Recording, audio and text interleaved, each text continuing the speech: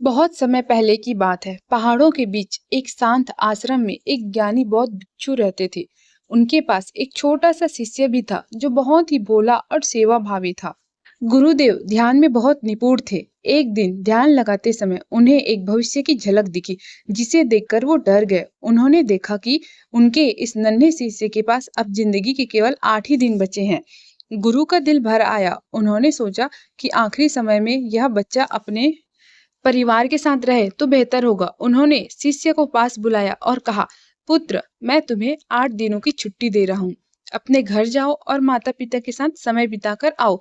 शिष्य बहुत खुश हुआ और गुरु का आशीर्वाद लेकर निकल पड़ा।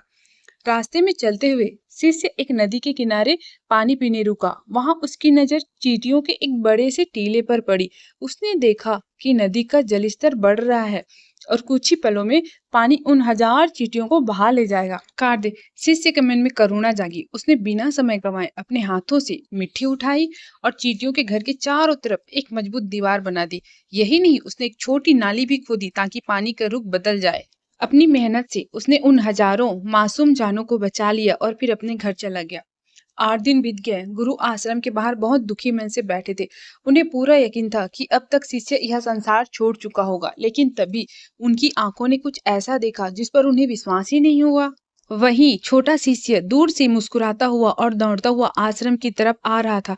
गुरु दंग रह गए। उनकी गणना कभी गलत नहीं होती थी, फिर यह चमत्कार कैसे हुआ? जब गुरु ने शिष्य से रास्ते की सारी बात पूछी तो शिष्य ने चींटियों वाली घटना सुनाई। गुरु समझ गए कि शिष्य के उस एक निस्वार्थ कर्म ने काल के पहिए को भी घुमा दिया। अक्सर हम अपनी बुरी किस्मत को दोष देते हैं, लेकिन याद रखिए, कर्मा का नियम सबसे ऊपर है। जब आप किसी दूसरे का दर्द कम करते हैं तो कुदरत आपके दर्द को कम करने का रास्ता खुद बना लेती है। आपका एक छोटा सा दान, किसी की मदद या एक नेक काम आपकी तकदीर बदल सकता है। इसलिए हमेशा नेक बने, क्योंकि कर्मा सब देख रहा है।